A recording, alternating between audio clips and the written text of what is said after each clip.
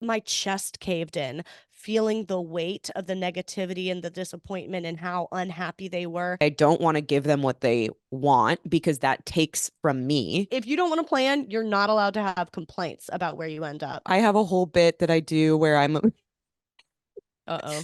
I'm a masseuse in Papua New Guinea. I think what is actually lovely about like certain types of best friendships or couple relationships is when it gets back to that feeling of playing. What would it look like if I were to respond in that way? Because my natural tendency is to shut down. Hey, welcome back. This is Not For Everyone, a podcast hosted by a hater and a lover. We're back in our comfy corners. And I missed you because I spent all of last week with you basically. I know. And then nothing. And then I don't hear from you. I don't hear from you. That is fucking false. You heard from me. You heard I from me know, I'm plenty. joking. I'm joking. Oh, How are you you never call. though? You never write. I just want to know Yeah, what you're thinking about everything all the time. So give me a I know. thought right Thank now. God. Yeah, Jess and I just had our last week we had our little trip to LA, which people asked a lot about, so we'll spill some of the dirtiest details from that. It was so naughty. So it was pretty naughty. So naughty that Jess caught a cold and then I caught Jess's cold, which is why I sound like this. But Yeah. that is how deep the romance was. Yeah. Yeah. We're deep throating. So that's just what happens. Well, that's how work trips go. Yeah. One thing I was thinking about, I think one of my favorite moments from that trip was when Jess and I were talking about why do I keep referring to you in the third person like I'm not talking No, to you. I'm Sometimes I I forget who I'm supposed to be addressing. I have those moments too where I all of a sudden we're talking and then I say Caroline said this because I Yeah. realize maybe I should be talking to the audience. I don't know. We're like a year and some into this podcast and I really don't know who we're talking No to. one's ever given us the answer to that question, to be honest. Like, is there I, some do I is have like anyone a here? podcast mommy that could help Is me with anyone these types of here? A fairy pod questions? mommy? Hmm. But you and I were talking. I think one of my favorite memories was you and I think we were just sitting in the back of a cab or an Uber at some point discussing the various songs that we write because we're both songwriters Oh in the yeah. traditional sense, just discussing the various songs we write throughout the day and especially the theme songs we write for our boyfriends. Yeah. I don't know if I've been other thinking people about do that a this. I lot. don't know if other people do this. First of all, I've always called myself a songwriter. I'm always writing songs. You might know me She's an for artist. hits such as Kiss and Petite, Kiss on My Feet, Some uh, petite. Kiss and Petite. That is your like first and greatest literary work. I Thank actually you. I've read about it. Yeah, in many journals and publications. Someone else who's a great songwriter is my little sister Julia. One of the top bangers she ever wrote. I cannot get over this song. It's an EDM hit. And she wrote it she wrote it about the dog I had with my ex whose name was Marty. And can I sing it for you? And then you can sing me some of your Yeah, songs. please. Do you want me to like do some beats? I guess that's not going to work over Zoom. I'll just let you take this. Yeah, do a little Okay. syncopation. Okay, this is one of the greatest EDM banger hits written by Julia Winkler, and we sing this all the time. Okay, let me Resident remember. DJ? Does this mean she's a DJ? Resident DJ, she is a DJ, live DJ. Let me see if I can get this right. I can't wait. Okay. Marty, he's really, really sweet. He only has 4 feet. You know his name's not Pete. He's a Marty. Dose, dose, dose, dose, dose, dose, dose, dose, dose. Dosh. I love the beat The drop. Dose, dosh. dose. And then we just rage together. We Oh, just that goes rage. hard. That goes It goes really hard. hard. Wow. Yeah, I would expect nothing less from Julia. I've learned everything I know about songwriting and EDM from her. EDM. You had a great one. What's a song? Can you share some of your songs? Yeah, Because you told so me at one point, you told me, I think you said it on the podcast, how you're like, you said you're always like doing performances for Ryan. And for me, yeah. I was picturing you putting on like a 25-minute play where he has to like sit down on the sofa and applaud you and you have costume changes and like Sometimes it characters.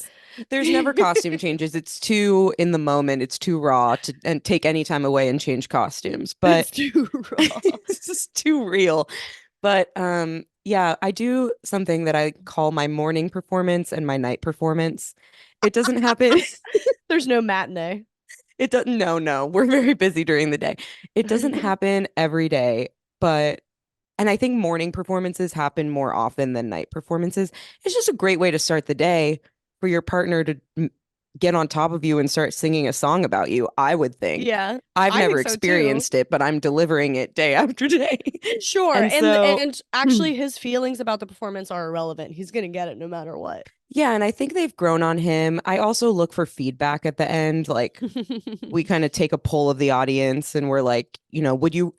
I have actually run him through a questionnaire of like, on a scale of 1 to 10, how likely are you to recommend this show to a friend? Like, Okay, now so, describe the show, Jess. What's the so the show? show, okay, so it'll be different variations of similar songs. It usually starts with us playing Wordle, and once we get the Wordle right, we go on to connections. Wait, And wait, wait, once we wait. get connections Tell right, them, tell them what you told me you call Wordle time in the morning. I love this. we call it genius couple time. So the New York Times puzzles, Wordle, and connections. We do them every morning, and we call it Jesus Genius couple Couple time. Time. And Ryan will literally like, I'll be like cracking my eyes open first thing in the morning, and he'll like flip over. He's been up for an hour because he's an Yeah, insomniac, and he's yeah. like, Genius Couple Time. And so we Jesus do our couple time. games, It's so and cute. at the end of the games, we do a song that usually like is our transitional moment into the bigger morning performance. And the Okay. song is something like it's like how's it go? It's like genius couple back at it again. Genius couple, they'll tell you, my friend. All the answers until the end. Genius couple. And then I can never figure out a fourth rhyme. So the fourth line of the poem or the song or whatever is always like a long pause. And then I force some sort of rhyme like, they're on the mend. And then Ryan's like, why are we on the mend? And then On the we mend. might get into like a big, yeah, heartfelt conversation about that. Jess, it's Or, right there. It's right there in front of your face. It's now spank that rear end, and then it ends with a oh, spank. And it ends with shit. a spank. It should Shit. end with a spank. Spank me and thank me. Yeah. Wow. Yeah, I know the words that should be used Yeah. on that line and they just don't come to me. I'm too in the It moment. just ends with a pause. It just ends with a pause. A cliffhanger. And then we'll just do other songs. And, I have a whole bit that I do where Uh I'm a masseuse in Papua New Guinea. And oh. Sure. Well, that's obvious. obviously, and Ryan is like the mayor of Papua New Guinea. Oh my God. Oh It's my not God. sexual though. It's I just find fun. that incredibly hard to believe. Is this a song too, or is this just how you guys address each other? It's just like it's a role play, I guess, but again, not sexual. It's very professional. It's very we're just running the affairs at Papua New Guinea like they need us. Wait, wait, wait, wait, wait. The mayor and the resident masseuse are running Yeah. the affairs at Yeah. Papua New Guinea. Of a country. I love that so much. I actually love those are the things. Those are the couple things I love. Yeah. I Yeah, don't know you how just it got little started. storylines. I Justin and know. I don't know if he'll have me cut this. Justin and I have a storyline where it's also not sexual, but we're both two preemies. We're both two babies, but we're preemies in the NICU You told me together. about And and we're always they're trying to keep us in our incubators separate, but we're always pushing our incubators together. How do you push them together? You like I don't rock know. them from inside the incubator? Somehow, listen, you can't think too hard about the specifics, but sometimes we're always pushing our incubators together and then we're trading hats. Like, the baby girls get pink hats and the boys Um, get blue hats. Justin, am I allowed to tell this story? please continue. Please He let said it he's gonna, stay he in. said he's right here. He said he's gonna think about it. But Okay. we're Oh, always he's gonna swapping think about hats. He's gonna think about it. But we're always swapping hats, and then like the nurses come in, they're like, "We're having baby switch," it. and that is usually how we spend our weekend. Yeah, exactly. You just told me that you had weekend plans today that got canceled. I don't know if you can say on the pod. I don't Amazing know if these news. people would be listening to the podcast. No, I And don't think they're listening to the podcast, but okay. we had a birthday party to go to, which we were looking forward to. However, it's an hour away. It was like an hour drive away. And so that means like an hour drive there, an hour drive back, 3 hours at the party. That's 5 hours of the It's a lot afternoon. for two babies. It's a lot for two babies who can barely switch their hats. And in the middle of the like not the middle of the afternoon, like an hour ago, we got a text that the party was canceled. And although we love these friends, we were both just like, oh, there's nothing better than someone else canceling your social plans. I'm so happy for you. And I just am Nothing imagining better. as soon as we wrap the podcast, you guys go and lay Push in those your incubators incubators. together. It is so strange that these things evolve in relationships. Like with my Couple ex, too, as much culture. as I Couple want to be culture. like, I've never connected with anyone the same way I connect with Ryan, which like is true in a lot of ways. However, I did this bullshit with my ex in our own way too. And like you just end up Yeah. creating these Weird little world. storylines and worlds and or if you don't, then I don't relate to you at all. Like this is how I This is how I relate. show Yeah. love. Yeah. Totally. I've written a whole musical for Justin. However, the lyrics, the songs, there's only one song that's played the entire musical, Yeah. and there's only one line in the song, and it just repeats. And it was inspired by this one time we were taking like a shuttle bus back from a wedding reception at like midnight, and he was so tired and he was falling asleep, and he just was sitting upright in this shuttle wedding bus with his like hands folded like he was praying, like the most perfect little church boy, just sitting upright and like nodding off with his hands folded together. And I was teasing him later for how he could just like fall asleep kind of anywhere, and he was like, yeah, I'm known for this. And something about that line, I was like, that's the best thing you've ever said. And so I wrote this musical for him called He Known for This, Don't Don't. He known for this, don't don't. And when this is what the entire musical is. It's just a completely black stage and completely black. You can't see anything. And Justin is the only actor. And when it goes don't don't, there's a spotlight that shines down on him asleep in a chair. and then and then every time it repeats, then the light goes out again. And then the next line, he known for this, don't, new spotlight. But now Wow. he's on a different place in the stage in a different chair. There's probably gonna have to have He multiple just actors. moves. And it's He just moves him around the moving. stage. He just moves around the stage, and like, but then one time he's in the audience in a seat. Don't. He known for this. Don't. And the light goes out. Known for this. Don't.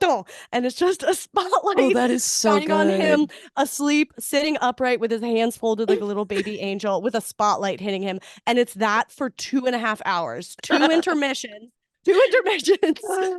I was gonna Standing ask, how long does ovation. this musical run? Can I It's get a two and a half playbill? hours. I would Yes, love you to get a can. playbill. And it's Yeah. just 2 pages full of, on like the cast and crew, it's just 2 pages full of photos of Justin asleep with for all the actors. He known for this. Don't. It's a great tune. Is that what it's called? Is it called Danton? I think it's called Known for This. Known for this. Known for this. Don't. I'm dead. Yeah, that's perfect. That's perfect. Does he have any songs for you? Do you have any songs for yourself that you're trying to indoctrinate him into? Because that's something I think I Oh, try to do. yeah. I'm like, Songs for you could do a myself. verse about me. You could do Try a it. verse. Justin, do you have any songs about me? Do you sing any songs to me? He, yeah, he usually riffs with me, but he's not. Yeah. Yeah, He's he not the says he's lyricist of our generation the way that you no. are. He Yeah. said he's more of a backup dancer. He will immediately start dancing with me. I do, and the other top hit we have for him, his other main theme song is "That's a Bad Baby. That's a Very Bad That's Baby. good. That's a Bad Baby. That's a Very Bad Baby." Well, the baby topic area is so fruitful. Don't you think there's so much there? Like The so baby many of the topic. things, yeah, just pretending to be babies, singing about how somebody's a baby. Um, He's just a Ryan and I baby to do a lot of me. baby bits too, and I take a lot of pride in that. And I've told you this because Take a lot of pride. Ryan used to tell me that like one of his main turnoffs in a relationship was baby Yeah. talk and like As baby it stuff. should be. But when you love someone, it's all We that do it it is. It's just we're anyway. babies. Just We do babies. I it. just feel like we're having play dates all the time. I know that is what it is. That is what it is. I love being babies and I love It's talking about being beautiful. babies. And it's just like, And all the listeners are throwing up in their cars right now. I know. Now it's gone Yeah. too far. Now it's gone too far. But But that's the thing. it is Aside from the, atrocious.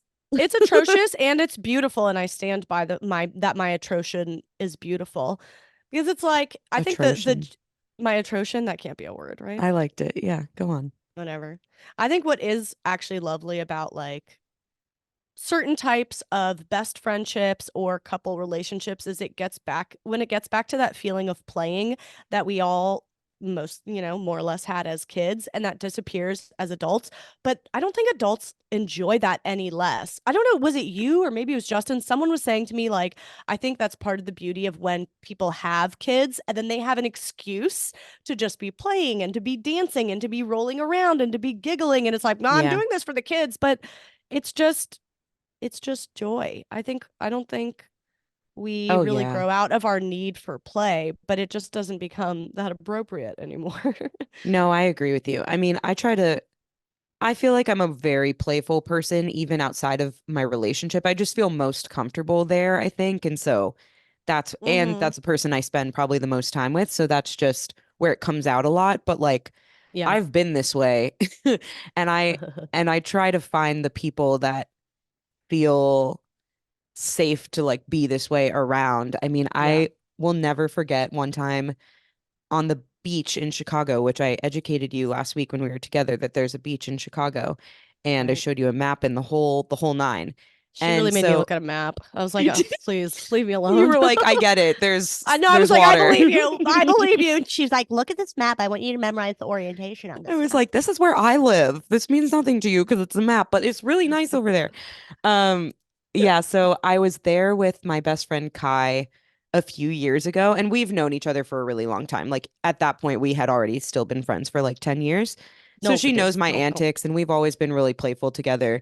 But I'm definitely the goofier, like character bits type of person She's the compared to character her. actor. You're the character actor. Yeah, and she does me she really does me a favor by like leaning into it. And so I created this character. I was literally just staring at the cooler that she brought to the beach that we had filled with like snacks and drinks. And I just was like, "Oh, I made that cooler. Like that's from my company." And this is often how my bits start. I think I've You've talked told about this this. before. It's It's me jokes where I'm like, it's I did me. that, or that's me, or I left that there, or whatever. And so it started that way. And she let me roll with it. And next thing you know, I had this character named Kentucker, and he was an entrepreneur in the cooler space. And he was in Chicago for the weekend to like pitch his coolers, and there were there were these other characters. This And guy so to fucks. this day he really did, and to this day I'll still just randomly text her and be like, Kentucker says hi. Like these Tucker. characters just they live within me, and I have to let them out with the right people. These are the It's all about voices. play. Yeah, it is really special. I think it's rare. It's rare to find those. It's rare to get to that point in friendship where it feels really playful, nonsensical, and you don't have to explain anything. Yeah, Yeah, it's nice. I want listeners to comment if you're watching on YouTube. Comment with your like story or bit that you do with your best friend or your partner or whatever. That makes I no want to sense read to these. anyone. Yeah. Yeah. Don't You give us taking too much credit. context. Just give us a little summary. I don't need more than that. I won't ask questions. I just told you about Kentucky and Papua New Guinea. I'm not explaining anything more. So do the same to me, please. I would like to read them. It's sweet. Should we talk more about our trip to LA? I feel like they were like, you look cute. You're spending time together. Tell us what the highlights are. There's so much I could say. Totally. I can confirm we did look cute. Yes. I I can set confirm a that. high And bar because I texted you right. a month in advance and was like, I'm getting cute outfits. And then I felt stressed about that because I wasn't getting cute outfits. So then I ordered some outfits and then They we were cute. matched a lot. We did. Well, I think that I was inspired by when I was last in DC, we got lunch and you were wearing this like floral midi length skirt, which I think you do. You kind Hmm. of like wear that type of look a lot. Hmm. And it just was really cute and casual and Oh my God. effortless. Oh my God. Yeah. And so when I Bitch, came I back, inspired you? you did. And then when I came Oh back to my Chicago God. and we were a month out from our LA trip, I was like, well, if Caroline's going to be just throwing on a floral skirt to go get a casual lunch, then I need to step it up. And so then I ordered from some skirts that I think you would wear. And then I put the pressure on you, and then you bought things. and then we were both wearing the same things. Like Both that's just upping the ante. That is what happened. That is what that's what happened. that's what happened. Yeah, we were really cute. What was your experience I being on a think, lover's vacation with me? yeah, the lover's vacation was I was really excited about it and at ease about it. I really don't anticipate or look forward to travel ever. I've had like four different trips this month, Yeah, and you've been on the everyone's always go. like, "Oh, are you excited?" I'm like, "Never." Pretty much never. I just don't I love being at home.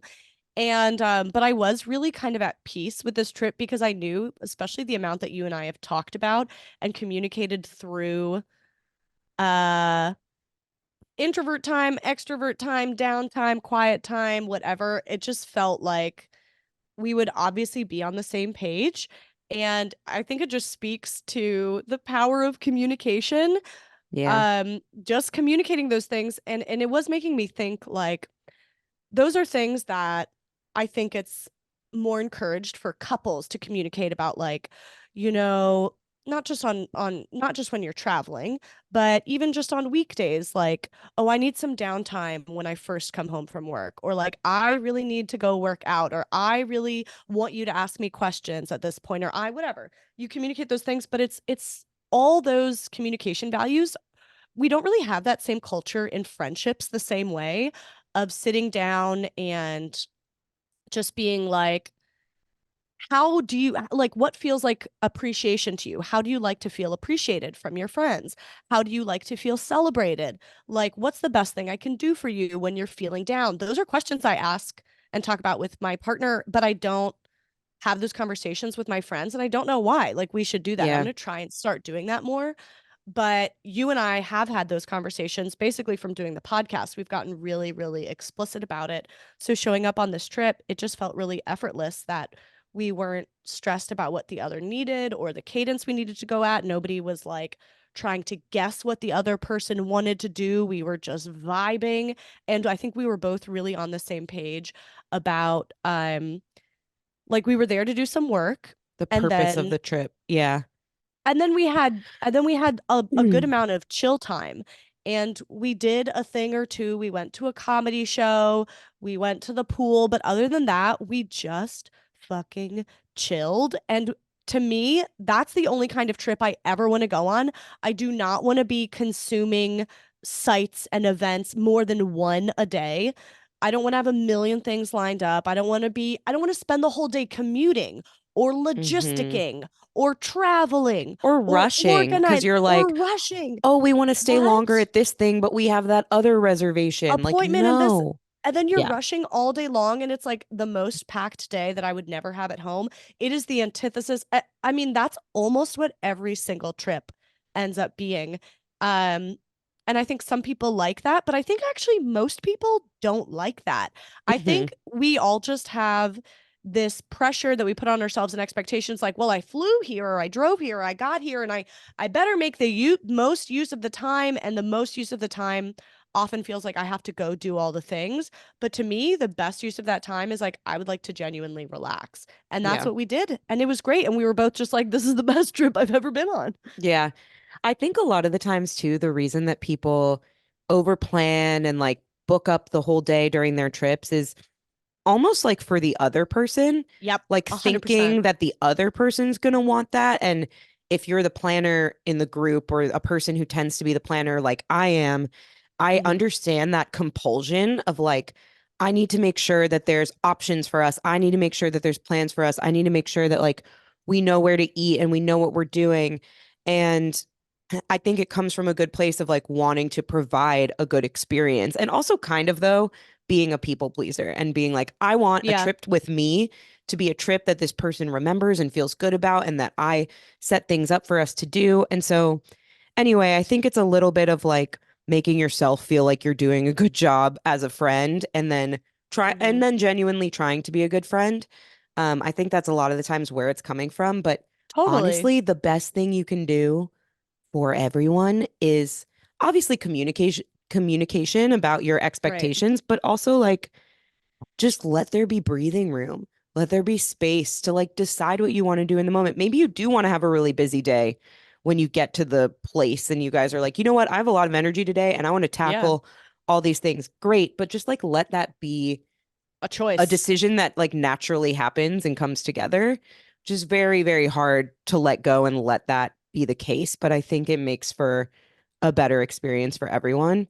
And I did, Mhm. before our trip, I definitely was having those thoughts of like, Caroline and I have talked so much about like our preferences with travel and our introversion, extroversion, and all the things that you said. And so I think I understand her in this way, and I think she understands me. And I also think we just have a relationship where we communicate directly because it's built on us having conversations all the time. And so, Yeah. like, I wasn't worried about it, but I did think it would be ironic if we struggled with those types of things. Like, I was almost like, okay, this is a test of if when we talk about things on the Yeah. podcast, we really mean what we say about like wanting to have a Totally. chill time on a trip and wanting to not overplan and wanting to like have alone time and also together time. Like this is going to really put to the test. Are we just full of shit? And we're Ha not ha full of ha. shit. Guess what? We stuck to everything we've ever said. And it just like, yeah, it felt really, really easy.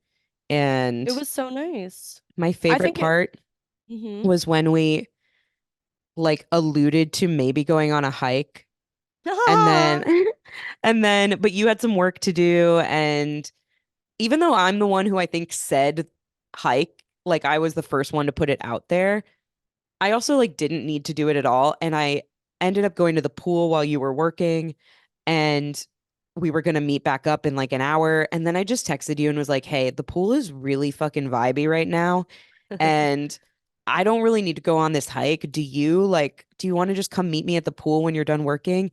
And you were just like, "I'm so glad you said this." And then we had a great time at the pool that afternoon, and it was just chill, and it happened very spontaneously. And I felt Mhm. comfortable to tell you, like, I don't need to go on this hike. Can you I confirm think we don't need to go on this hike? when you texted me that, I was about to text you being like, "Hey, do we need to go on a hike?" And then loved it. We canceled it. We just vibed. And still, I had to check in with you like 3 or 4 times, being like, Yeah. are you sure you're not going to be upset? Are you sure I'm not taking this away from you? Like, are you sure you're not going to be disappointed? And so I think I still had a lot of nervousness um, sitting in what we both wanted to do, even though we've communicated about it a lot. I still had to check with you a lot, let Yeah. alone Which if it is had been fine. a friend, let alone if it had been a friend whose preferences they hadn't even communicated to me. So Yeah. yeah, I just thought it was really interesting. What you said about, overbooking things because you're actually trying to take care of people. Yeah. Totally. And and it's that communication piece where it's like, oh, but you haven't actually figured out what people want. Same here. I assume that you wanted to do more. I assume that you wanted whatever, but yeah, Yeah. I don't know. It was I it was think it really nice. helped. I think it helped that it was a place that we've both been to and will go to again and don't necessarily feel is that like exciting or special to like tour around. You know, we've both spent time in LA. It's not like It we were in was like Egypt and spent the whole time right. in a I hotel. think that would be Yeah. different. But I think with this, I was like, I've been on a hike, period. I've been on a hike in LA before. Yeah. And like today doesn't feel like a day I want to do that. So it's fine. So I do think it made it just like another level of chill that it wasn't a place where we felt pressure to like go around and do new things and check out things. But even with like dining and restaurants and all that stuff, I'm definitely a person who I just hate showing up somewhere and being like, it's a 3 hour wait and seeing open Totally. tables, but they're short staffed. And so I understand that that's the way it works. And just being like frustrated that I have to wait 3 hours, even though I see a table right over there. I just don't like it. I just don't like that feeling. And I'd Hmm. rather have the reservations and like be, a little more planned, even if I end up canceling reservations to do something more casual or more spontaneous. I just like to have them so that we know that we have that option because you don't know how busy it's going to be and stuff like that. And for this trip, I really stopped myself from making reservations. Like the one reservation we had, I made that same day, I'm pretty sure. And it was for dinner with Alex, our guest on the podcast last week. But other than that, I just like did some research on places that we could eat that were nearby and just kind of pinned them. And when it came to the moments to eat, I was like, okay, we could go to this place. It's 10 minutes away. It's chill, whatever. and we'd go and I don't know, I tried to let up that need to over plan, but I still did a little bit of the planning and research to make myself feel like okay that we had our Oh, options. you You made know what I'm saying? y- I do know what you're saying. I think you made the whole trip great because you had all the options available. And Thank you. I was just kind of like sniffing around behind you as we followed to like wherever you were like, here's where the breakfast place is. I'm like, okay, put me in the back seat. Let's go. Yeah, it was Yeah, cute. it was great. But You did us both a favor. I think I also liked knowing that you have no need to be involved in those decisions and plan that stuff. Like No, I'll you do had it told if me. Yeah. I'll do it if somebody else feels disrespected. If it would feel disrespectful for someone for me not to contribute to planning, then I will do it. Yeah. Totally, because I don't want someone to feel like it's all on their shoulders. But if you're happy to plan, I do not like planning, and I basically never have a complaint about anywhere we go. I think it's one thing if you're like, oh, I don't want to plan, but then you're super picky about the choices. Yeah. Yeah. If you don't want to plan, you're not allowed to have complaints about where you end up, is my rule. And I Totally. truly like I will be happy anywhere. You could lock me in the closet of the hotel and I'd be like, I had a great time in LA. Yeah, So no, I totally. yeah, And you had said that to me previously, and so I knew that about you, which one gave me more free reign to just like yeah. create the list of places that we might go to that I wanted to create. And I was like, Caroline will be fine with this. And then you actually were more than fine with it. Like we walked into a coffee shop diner place and you were like, this is amazing. Like there's nothing like this in DC. And I was like, okay, it's like a pretty standard place. I But love you were just diners. No, easy to please in the best I way think possible. I am very easy to please. I'm very easy to please. My standards are low. If people are not fighting, I'm happy. If no one's Yeah. fighting and no one's being a crank and no one's being um complainy, like I think despite the hater moniker, I Yeah. am really not I'm really not a pessimist. Like I can have pretty much a great time anywhere except maybe at a cocktail party talking to people. Like I will have a great time anywhere though. Yeah. Um yeah, I And do also yeah, love we're a match diners. made in heaven, dude. We're a fucking match.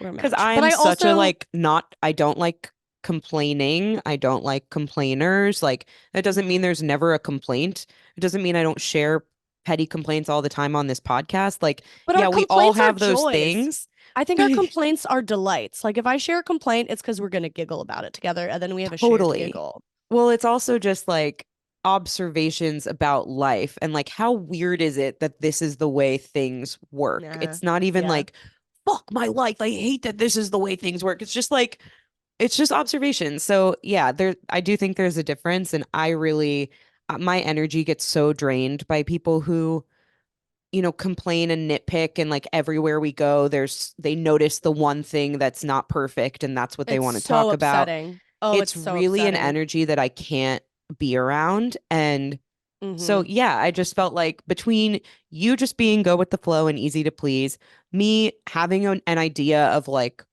the types of places that would be good for us to eat at and going to a comedy show and just like basic things but not over planning. I feel Mm-hmm. like we really nailed it. It was so good. I think we had a Should we great talk about the time. This comedy is show? sure. Sorry, What do you go want to ahead. say? Oh, no, no, no. I don't know. I just thought you might have something to say. I don't know. I don't have that much to say about it. We went to a comedy show at the Comedy Store, which is iconic, legendary stand-up comedy venue in LA. I don't really go to comedy shows anymore. It's not my preferred artistic medium really, but I enjoyed going.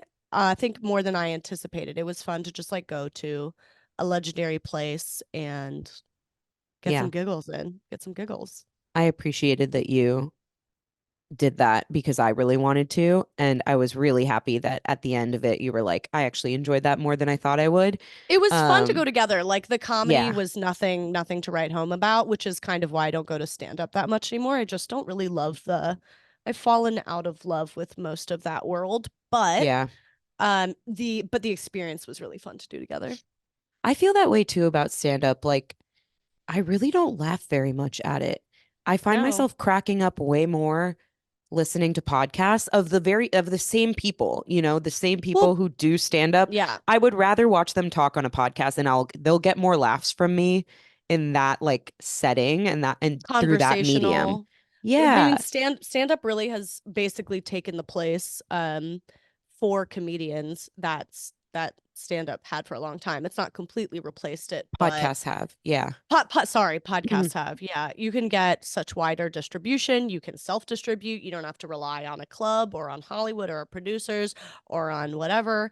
You can control the environment. You can, it's just it's Yeah. such a I love podcasting for comedians, and I like to see that switch for. I mean, it's the one thing I like about content creation in general for all its evils. I do love how it has empowered um creatives. Like, you don't have to fucking rely on a network or cable or a producer or whatever. It's amazing. Yeah. 100%. That was my main takeaway from that show. And then even a few days later when I got sick, so on the last day of our trip, I was supposed to go and visit a friend who lives just north of LA, and Caroline was flying back to DC, and I got sick like that last night. Luckily, it was that last night, and it waited until all of our activities were done. Like we had Like been an to the comedy hour, show, yeah. we It had was like an recorded hour our after our episode. recording. Yeah, exactly. And that night I had a terrible sleep. And then the next day I was like, I really can't go to my friends. I wish I could. And so I ended up just staying in a hotel by the airport for a night and like being sick and ordering room Oh, service. God. And then I flew back a day earlier than I had planned. And it was actually totally fine. And I kind of enjoyed it. And I like took 7 showers and it was just like, that's what I Mm-hmm. needed that day. Mm-hmm. But Nikki Glazer's new stand-up special came out that same day. So I was like, perfect, I'll watch this in my hotel room. And And she's we your all know favorite I love comedian. her. Yeah, Right. I'm obsessed with her. And she had just had a huge week with the Tom Brady roast, everybody saying that she was like the best that did it at that event. And so anyway, I sat down to watch it and I don't think I laughed out loud at all. And that is not a criticism of her special. It's like really interesting topics, really funny joke writing. I like get it. And I think it's more because I listen to her podcast and I consume her thoughts all the time.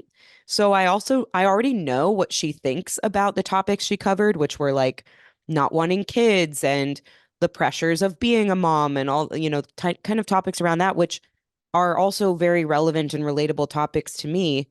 Um, Mm-hmm. and I just prefer to hear her talk about them on her podcast and joke about them on her podcast, like almost the pre stand up material of just like before she wrote these jokes, when she was mulling over this topic area and thinking of what's funny and interesting about it. That is so much more engaging to me than like the final product of like joke, joke, joke, joke. And so I just found it really interesting because I was looking forward to the special and it is really good and I do recommend it just because I think she's really talented and smart. But I also just, it kind of was like the icing on the cake after going to the Comedy Store earlier in the week and Mm-hmm. then seeing that and being like, I guess stand up is like really not the medium that I'm like gravitating to anymore. It used to be. And for whatever reason, it's not clicking for me these days. It's a strange realization because I used to be It's obsessed and like interesting. love to pick apart the jokes and all of that. But I don't know. I like the conversational stuff more, and I don't know exactly why, but it just is. Yeah, I mean, there's still obviously some people doing really original, fun things, but I just find it so rare that I ever laugh at a stand-up show, which is not to say that they're not funny, but I really think it's the medium. Yeah, Yeah. I don't know why. And it's funny how that can like stop. I guess stand-up is still having a big moment for a lot of people, but I think eventually it all ends up feeling relatively formulaic, the same thing. Mm, Whereas I think those same comedians in a conversational setting can surprise me so much more. And it's yeah. much less formulaic. There's much more like nonsensical, um, Papua I New don't Guinea know. jokes. Yeah. Yeah, Papua New Guinea jokes. That's like there's no linear sense to them in the same way. It's just like silly and fun. I think yeah, I really love silliness. For example, The Office, like show that both you and I love, a lot of people love, and it's really silliness. It's not a ton Mm-hmm. of punchlines. It is some punchlines, but it's mostly interpersonal moments and glances and reactions, and it's not necessarily stuff that would translate well to punchlines or like funny jokes on Twitter. It's more the situation. I love the That's what I love. So I think that just has a much better Yeah. podcasting and stuff is a much better canvas for that. Yeah, totally agree. Yeah. Totally. But I liked Totally going to a show okay. with you It was a because very fun experience. Also, we were so jet lagged, we were falling the fuck asleep. yeah, we did leave early, but it was a late show and a long show with a really stacked lineup, which was just cool to like be in the same room as those people, even if the stand up itself wasn't like really getting me. No, the experience was Um, fun. but the experience was fun and just like looking over at you and being like, "Oh, she thought that part was funny. Oh, she didn't really laugh at that part." Like it just was cute. It was just a great time overall. Yeah. I don't What think else I do have you want to anything else to hit? say about LA, so let me see what else I got. I wanted to touch on something that you mentioned in brief earlier when you were talking about people on trips or being very complainy or being really negative. And there are definitely, we know we all have those people. We all can be those people, but there's some people who like that's more a part of their personality and it's like guaranteed they're going to have something really negative to say no matter what. And something I've been working on recently, I identified for myself, and I think you relate from what you've said. I've identified for myself how uncomfortable it is for me to let people hold their own negative feelings. I immediately take Mm, them on. I have to fix it. I have to change it. I have to get them out of it. And it's A, draining, B, impossible, C, resentment building. Like it's just so. I realized actually the anxiety I have around spending time with those people is not it's not even so it's two things. It's partially that I don't like to see people I love feeling disappointed, feeling displeased. That hurts so much. And in addition, I get exhausted with this hamster wheel effort trying to fix it all the time. But so the first part of it, that hurts. You want to take your loved ones on a trip and have them love it. It hurts to see them displeased. But the second part I can do something about. Like I actually don't have to fix it. And I've been working recently on just like letting people own their negative feelings, which I don't know if that sounds obvious to some people, but I think if you struggle with it, you hmm might get why that's such a huge deal. Like I was on a trip recently with I have some family members who can be this way, and we were like falling asleep in our hotel room, and I was already like my body was bracing knowing the complaints I was going to hear from this person, that it was going to be like there's too much light coming in from the window, or like the street noise is too noisy, or like the bed's not correct. And I fixed all these things. I jerry rigged the curtain to stay closed to block the light, and I fixed this and I gave the earplugs and whatever. And then it was, oh, this pillow is Yeah. horrible. And it's just like my chest caved in, feeling the weight of the negativity and the disappointment and how unhappy they were in a situation everybody else was very happy with. And then I just had that little voice in my head of being like, you let them hold their negative feelings. They feel negatively on this trip. Okay, maybe they don't like this trip. Maybe they hate this trip. Maybe they hate this pillow. Maybe it's not that big a deal to them. And it's just somebody who expresses their annoyance much more vocally than you and I might. Like, I don't know, hmm but it doesn't really matter. I actually don't have to fix the problem of the pillow for them. I'm going to let them spend the night. Maybe they're going to get a bad night of sleep. They do almost every night of their lives. There's a complaint anywhere we go. This is why I knew it was going to happen, because there's always a complaint about the sleeping situation. There's always a complaint about the food. There's always a complaint about the environment. And this little switch of just being like, okay, they're having a bad time. Okay. Okay. Yeah. They're having a bad time in a place that everybody else is having a good time. That's your thing. I'm not taking it on. Like that's your negative feeling. I don't have to touch it. It does pollute the environment. I don't enjoy being around it.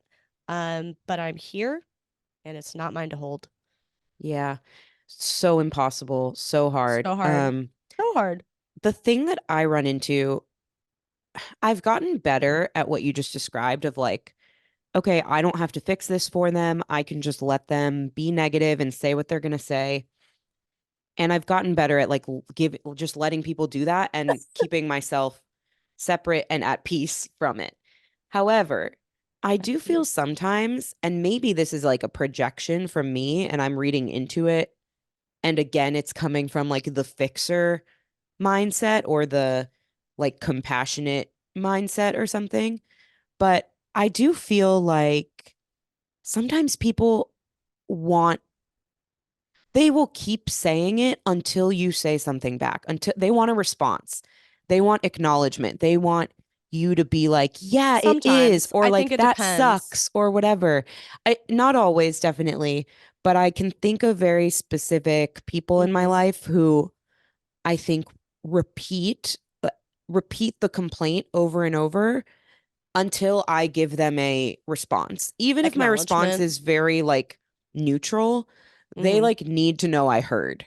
Mm. And that is the word. I mean, that like makes my skin crawl, but I see it happening a lot. And I don't know how not to, quote unquote, feed into it because it seems like the recipe for stopping them is me actually giving them a response, giving them some sort of acknowledgement, Maybe even that's though not what I feeding want to into it. do is, yeah, I guess that's Well, true. maybe that's not feeding into it. For the personalities I'm thinking of, I think what you're saying is legitimate. That sounds like a different dynamic. I think it's Mm, they can all require something different. I mean, I don't know the situation. I don't think that's necessarily wrong to I guess do I or just feeding don't into it. want, I don't like that I have to give a response If to you make it if you stop. resent it, if you resent it, then I wouldn't, because then I'm just Yeah, building up resentment.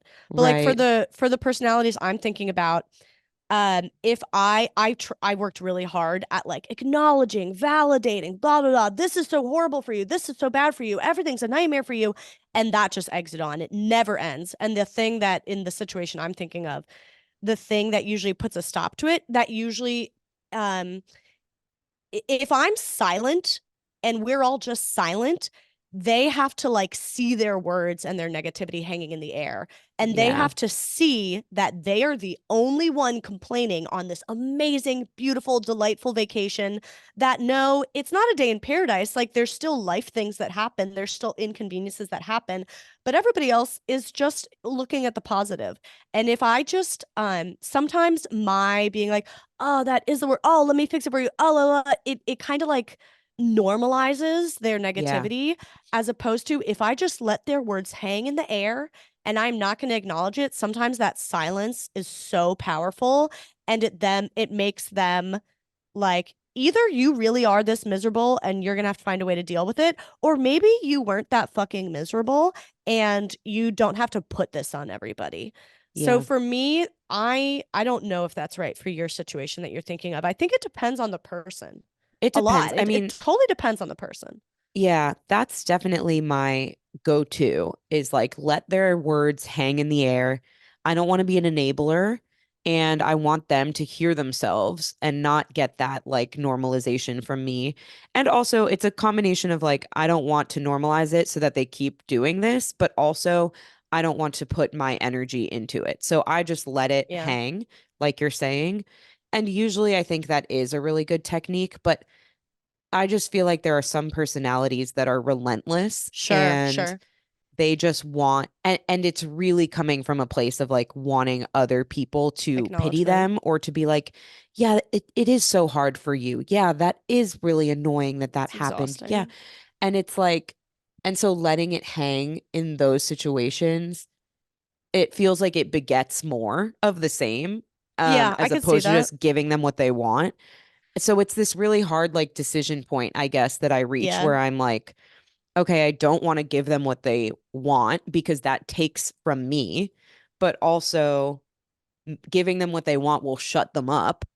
Yeah. And so like what then I have to think about like what is my relationship to this person? How much do I need to set boundaries versus like maybe I don't see them that often, so when I do, I'll just give them this and So then many fine, I'm not going to see factors. them for 3 months. Like it's a really weird. it's a really weird, like very fast weighing Yeah. of factors, I think, that happens in my brain. And I guess saying all that then makes me think, I mean, that in and of itself takes so much energy from me. And That's what I I would was gonna love to get say. to a point where I can just not even, like, it doesn't even register for me, you know? Well, what's funny to me is that in this situation, the person you're describing, they need you to acknowledge their discomfort. And maybe it's legitimate discomfort. Sure, that can be true, Yeah. but they need you to acknowledge it. And in the meantime, their negativity puts you in such a state of discomfort, and you're not making them own that. You're not making them Yeah. hold you're owning that all on your own. How am I going to deal with this? How am I going to move through it? How am I going to respond? And I don't know, easier said than done, but it kind of makes me want to be like, okay, I'm going to give you the acknowledgement for like, yeah, that pillow is so uncomfortable and I hear that it's ruining the whole trip for you. Can I share with you that something that makes me so uncomfortable is like hearing how miserable you are when we've spent all this time and money and energy and effort to be together and you seem so unhappy the whole time. It really feels like a huge hurt and a huge weight on me. It's Yeah. like if we're here to acknowledge each other's hurt, it has to be equal. Right. Otherwise, it's not a friendship. Then you're somebody's caregiver or something. They're a Right. ward of the state. Like um they're if we're sharing discomforts, maybe they need to hear about the one they're creating. Right. Yeah, that's interesting. It's funny how much that blew my mind, even though it's just direct communication. I think that like Because you don't put in it on other people. You are so right, committed to handling it on your own. I have to figure out the right way to react. I have to figure out how to move through my emotions. They're clearly not asking themselves those questions. They're putting both right. their emotions and your emotions on you now. I mean, ugh, I this topic is like a big one for me Yeah. because Yeah. I struggle with it so much. Like I'm actually trying to piece together in my mind, like, what would it look like if I were to respond in that way? Because my natural tendency is to shut down, is like, okay, the air in the room is being sucked up by this person and there's no more air for me. So No I space will for you. shut down.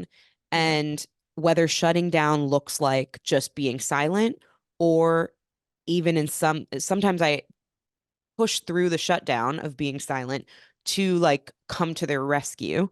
But either way, I'm not prioritizing myself. And it is really hard for me to imagine prioritizing myself in those situations. I think that's why when that is like repeatedly the behavior of someone in my life, I don't Mm-hmm. stay close to them. Like instead, what Yeah. happens is that that's just not a person who I'm going to be close friends with. I'm going to go on trips with. I'm going to do this, do that, whatever.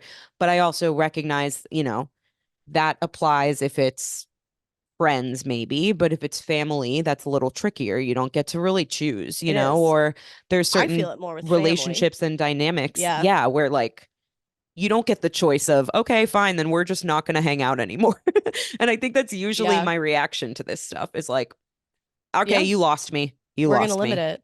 Yeah. But there are sometimes those situations where, communication can only get you so far. Communication is like you show up and you say what you want and how you feel and how it affects you, but it doesn't guarantee that that person is going to care or that they're going to make a change. There are plenty of personalities who like, how sometimes it's so easy to communicate something deep and vulnerable and difficult to these people you're close with, and then to someone else it would feel impossible to say that thing to Yeah. them. It's because, yes, some people make it impossible. Some people do not make open communication a safe thing to do. I know that very well. It's like Yeah. that's why I always hesitate or I want to give a disclaimer when I'm like, when we talk about things to communicate and suggestions, because I know so well there's some people who it's like, yes, you can say that thing to them. And there's Right. some people who they'll attack you, they'll hurt you more. Like it doesn't guarantee open communication as a result. But like I think about the example of family. I've been in that situation for family where it's like there is no room for me here. There is no space for me here. There is like I'm not allowed to breathe in this place. And there's two things I think that have helped me at least there. One, and I haven't I haven't been able to do this a lot, but if you are able to say it, if you are able to explain any part of it, the value is not, you're not explaining it and saying it because they're going to give a shit, because they might not. You're not explaining it because they're going to change, because they probably won't. You're explaining it for the weight of your own soul, to unburden yourself a little bit. Just like saying what is true, just giving yourself the gift of no longer swallowing, but saying what is true can lift Yeah. so much, even if that other person never cares. And then the second part, for me, is acceptance. I talk about this book, Radical Acceptance. Sometimes I have to bring that on certain family trips Mhm. and just reread passages. And in that moment, the acceptance sometimes might be, um, so on family trips, it depends. It depends the state my family is in. It depends on what's the state of the union. But sometimes on family trips, I accept there is no room for me here. I don't get to show up here. I am Yeah. not, my needs, my feelings, my wants, nobody cares here. And sometimes that's the moment of acceptance. And there can be a lot of, it's not fun, but there can be a relief and a peace in that. I don't know. Yeah. Obviously, I would never put up with that with friends or with a partner, someone you can choose. Right. Yeah, I think if you're able to communicate any part of it, it is also giving the other person the opportunity to understand you and stay Mm-hmm. close with you or Well said. become closer with you. And I do think a lot of times, like, the complainy attitude and the negativity can come from a place of like um loneliness and isolation, and like I feel like this situation is not serving me, and so my reaction to it is to complain about everything, whereas somebody else's reaction to it is to shut down. So like it's just another way that people cope with uncomfortable Mm, things. And something that can help that discomfort is feeling less alone.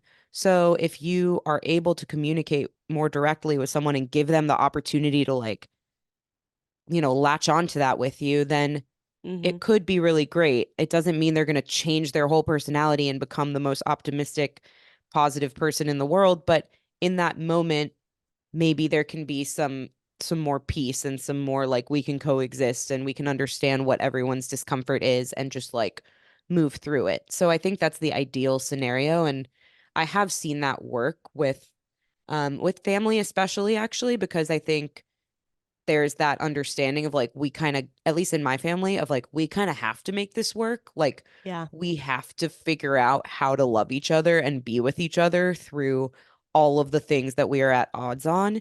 And that's always been my family culture, I guess, is just like we have to prioritize each other even when uh it makes no sense to do so. And so yeah, I think I've seen that work of like, okay, I'm gonna put myself out there and reach out and say, this is what's happening, this is what I'm feeling, and I'm hoping you grab my hand and that can move us through this. Um, so I do think there's something to that. I think it's really hard to get yourself to that place where you feel confident and bold enough in the moment to like just say the thing. But if you can get there, it's it can be healing. I think on the flip side, in the moments when I don't feel that kind of strength and I feel like you said, like I'm just going to accept that I have no room to breathe here. I think the way that I have interpreted that in the past is like, this feels shitty because I can't be myself. And through EMDR, something, and I think I've talked about this part of what I've learned in EMDR a little bit, but something that I've learned and like a way to shift that mindset has been like, this is being me. Me shutting down and me deciding to be quiet and to be more reserved and to just let the other personalities in the room like dominate the air, space, and whatever. That is also a part of me. It's a part of me that's protecting myself, a part of me that's trying to get through the situation that I'm currently in. Like, that's also me showing up. It's just a different presentation of me. And Yeah. that's been a little bit freeing too, because I think I put a lot of pressure in my own mind on the idea of like, I want to be myself. And I feel like when I shut down in these Interesting. scenarios, I'm not myself. And that's like, that pisses me off. That makes me upset that whatever, there's no room for me. And it's like, actually, that's me too. It's just a different me. But And presumably, I guess, sorry. Okay, sorry. well, yeah, there's just like there's a reason that that me is showing up, I guess. Like being Yeah. less hard on myself. I think I take it as I need to work on being myself more in those scenarios. Oh, I see. Yeah, it's not so much about the other people because I can't control the other people. It's like I have interpreted it as Yeah. Jess, figure out a way to be yourself in these Oh, situations. oh, I see. Okay, Yeah. okay. And so, and then it's actually like, well, Jess, you are being yourself. It's just maybe not Yeah. the part of yourself that you love the most or that you want to lead with or that you It think doesn't would be feel like, fun. Doesn't feel good. right. But it's you and you're Yeah. showing up in your own Yeah. way because that's how you know how to show up in this type of environment. And that's okay, you know? Yeah, you're being a smart version of yourself. Right. It would probably Yeah. be unwise for you to try to keep forcing a situation that there is not room for. Yeah. Um, I think for me the acceptance, I don't guess I don't get upset about not being able to be myself. I just get upset that it feels so bad, like to be in like an abusive environment or just a negative situation. It's like it really hurts to be here. And so the acceptance part for me, I guess it could partly be like, yes, I accept that this is a part of myself, but also more simply for myself is accepting, oh, it feels really bad to be here. Like this family vacation, wow, I'm going to name it feels really bad to be around my family. And that almost feels scary to say, and I Mm. but otherwise, if I don't name and accept that, then I do a lot of emotional mental gymnastics to try to make it something that doesn't have to feel bad. It doesn't have to feel bad. No, no, no. That would be a bad thing to think about my family. That would be a bad thing to feel about my family. It doesn't have to be that. I'm going to do this, or I'm going to angle people that way, or I'm going to say this and that'll change the vibe. And that's exhausting. It's depleting. It's frustrating. And it usually doesn't work. And the place of peace for me is just being like, oh, right now in this season of my life, it feels really bad to be around my family. And that's really disappointing. And I accept and I name that like it feels sad and it feels disappointing to be here. And Hmm. that is not a fun time, but it is a place of peace. So that's what I mean with like the acceptance bit. Yeah. Is Yeah. like actually not always trying to put a positive spin on it. Cause that's when you're doing exhausting work. It's like it might not Yeah. be positive. Maybe it's not positive. We have to spend time in negative environments frequently in life. That's true. Yeah. Not every situation has to be a positive one. Like, That's the toxic positivity thing of being right. like, when you're like mind fucking yourself and gaslighting yourself and being like, no, I do have a great time here. I just have to lie. It's like, no, maybe you I don't. just have to go for a walk by myself and smell the roses and then I feel good. Yeah, guess what? That's actually not the part of this time that is spent in the vacation house with your family. Like that's Yeah. a different thing. It's good coping skills, but I think it's still important to acknowledge that disappointment. The disappointment you feel. It's like, wow, I really wanted to have a different time with my family, and it is not fucking possible. It is not here. Yeah. Oy, oy, oy, oy, oy. I have, can I take us to something Please, God. maybe not lighter, but it is a complaint. Okay, that sounds happy to me. It is honestly, it's going to be a blast. And I think it's the Okay. right way to Yeah. close this. So, one of my friends, she will remain nameless because she asked to be, but I did say that I was going to put this on the podcast. She texted me yesterday and said something that spoke to my soul. This is going to sound mean, but why do people need to send me pictures of their sibling's baby? It's not even your baby, and I don't know your sibling. Period. Yes, Yeah. Yeah. correct. Yeah. I told her these are people who are either one of three things: incredibly self absorbed, cannot figure out how to connect, or cannot read social cues. Like, those are the reasons that you behave in that way. And those are not there necessarily bad things, those are very human things. But it can still be stop, annoying. stop sending me pictures of babies that I don't know. Let me tell you what, Jess. I would say I think there's a fourth Okay. dimension here, They think you which love is every baby. No, I think there is an illness around babies. There's an illness around babies and people, which I have the illness, and I think I would be surprised. I would like to see what happens when one of your siblings has a baby. I'm curious to see, but there's I would something that never happens do to this. people. I don't know. I think it's hard to imagine. We can't know. We can't know. We can't But know. there is something that happens when people are like, that baby partially has my face. That baby a little bit has my face. Even if it's like my Mm, sibling's face, that baby a little bit has my face. Or even if it's not your face, if it's your friend's baby, or it's maybe an adopted baby, there's just something about like that baby is now close to me. That baby knows something about me. That baby I can imprint on. Like something happens when babies get close to people and they lose their shit. And I yeah. can't wait. And I can't wait, but I don't, I also don't need to see the picture. I can wait. There's a few things I have to I say. can wait. So I feel the same about people showing me pictures of a dog I'll never meet. Okay, well, I don't feel the same about that. See? Okay. Everybody has their thing. That's Yeah, fair. That's fair. That's fair. No, okay. This is what my friend said. She was like, they aren't even with the baby right now. So they received this picture of the totally. baby from the sibling and then thought, oh, you know who I need to send this to? Let's just say her name's No, Laura. that's dumb. Laura, That's dumb. this picture That's of dumb. this baby that I'm not even currently with, I thought of Laura. Let me send this to her. You can just Like, text them back a picture of like a Cheetos bag that you Googled. It's like, are we just sending each other pictures of things that exist? Editor Abby here with some thoughts that need to be in this section. I'm the perspective that they are not touching on, which is the person who does send photos of their siblings' babies to friends. Caveat, I only send them to friends who have expressed interest in these babies in the past, okay? So that comes through like Instagram DMs, right? I'm on a trip with my family, I post a picture of my niece being an absolute ham. Friends respond, OMG, she's so cute, blah, blah, blah. So I'm like, okay, all right, okay. So they want some updates on this baby. I know how it sounds because everybody thinks that their siblings' babies are the cutest in the world. Those people are wrong. I am right. There's just something special about these kids, okay?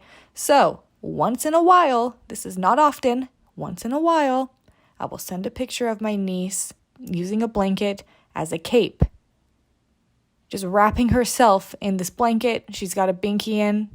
What? I'm sorry, she created art.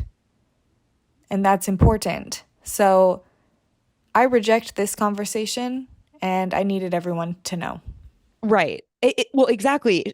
Laura was What is like, the relevance of this to me? she was like, you might as well Google a picture of a baby and send it to Yeah. me because I don't Yes. know this baby and I'm never going to know this baby. Never gonna know And this baby. Also false. Friends who express interest in my siblings' babies did meet them when my siblings came to visit me last fall. Okay? We made it happen. My friends traveled to see the babies, okay? If they had no interest in this, I think I would know. I just, I just think, I think there's even a difference if you're in person. Last night I was hanging out with friends, and one of my friends has two really adorable, a niece and a nephew, who she always shows me pictures of when I'm with her and videos and stuff. And I even went so far as to say last night when she showed me a certain video of them giggling, I've never really understood when women say like, "Oh, my ovaries" in response to pictures of babies and things like that. And this one video she showed me did get that type of reaction out of me. Like it was really adorable and the giggles were really doing something to my heart. And so I just say that to lay the groundwork of like, I'm not a baby hater. I I think kids are cute just like the next lady. Anti babies. And I even looked at videos of kids that I've never met and probably will never meet I last night and know. had a cute reaction to it. But there's still something different about like my friend Yeah. being next to me in the room and being Okay. like, oh my gosh, my sister just sent me this. Let me show you this video of my niece and nephew. And fucking, somebody's in California and the other person's in DC and the actual mother of the Yeah. child is in Uh-huh. Texas. And Yes. the Texas person sent the California person a picture of the baby because they're sisters. And then the California person sent it to their friend in DC who has nothing to do with anything. It's just like, get a grip a little, get a grip a Yeah, little, I get a agree. grip a little. I agree. Here's a voice memo Jess sent Caroline a couple days after this was recorded. I guess this conversation needs a lot of caveats. I just realized a great opportunity to incorporate a real life example of this baby topic. Perfect example. Sheila's baby. When Sheila FaceTimed you when we were in LA and you came into the bathroom, I was doing my makeup and you showed me this baby on the screen and I didn't know whose baby that was. So I was like, "Aw." And then I was kind of like, "Get the hell out of here. I don't know what baby that is." And then I heard you say Sheila and I ran to the other room and was like, "Wait, that's Sheila's baby? That's Sheila?" And I was immediately excited and engaged and like wanted to FaceTime with them and thought he was so adorable. But before I knew it was Sheila's baby, I didn't care about this baby. And I was kind of shocked that you were showing me this baby that I know nothing about until I realized who it was. So this is what I'm talking about. This is the problem with society today. You're correct. Okay. You're I just wanted correct. to make sure. I just wanted to make sure. I You're love correct. babies. Don't You're send me correct. pictures of your babies, but I love them from They're going afar to keep without doing it. ever seeing them. People are going to keep doing it, and we're going I to don't keep need to having see to react them to them. People are going to to keep say showing that me I wish pictures of them a a dog I'll great never life. meet. I I hope they're don't wish, healthy. yeah, I don't wish the baby's death. I wish the baby's alive, Alive. but I wish them alive, but people are going to continue to do this. I think it's an illness that I'll So probably it's be an baby offender. specific I and think it's dog baby specific. There's something cute I things. babies in particular get at such a like narcissistic part of ourselves Yeah. that and we think and it matters so much to us when it's close to us when the baby is like when we are the locus of the baby and then we think it matters to other people and we can't remember that it's not the inherent value of the baby itself, it's how we relate to the baby and then no Attached one to else it. will give a shit. Yeah. Yeah. I mean, there are some babies that I could afford to see more pictures of. My cousins have babies. I would love for them to send me more pictures. I have to get them on Yeah, Instagram like, every old like every other Tom and plebeian. Joe. I should be receiving those in my inbox. So there are certain baby pictures that like, yeah, I need that. This just in. We got another voice memo from Caroline a couple days after this was recorded to add her own reflections. Okay, hold the phone. Everybody else has sent in an additional voice memo after the recording, and I want to be included. This is the problem. While editing this episode, Abby texted Jess and I threatening to never again send us photos of her amazing niece, Lola. Lola is the world's best baby. I'm talking cheeks on cheeks. This baby is stacked in the face, and I demand to see a photo of her once a week, whether or not I ever meet this baby. I need the photos. This is the unwinnable situation. When my dear friend Jess shares an annoyance on the podcast, I don't want to just shit all over it. I'm trying to validate her. However, I do want the baby pics. I understand the baby pics. What I don't want is the dog pics. So here's what we're going to do from here. We can send Jess all the dog pics. You can send me all the baby pics. As for Abby, you can send her anything that is reminiscent of a baby angel because she is one. And that's how we're going to proceed. I think the moral of the story here is that whatever pic you're sending, someone might find it annoying.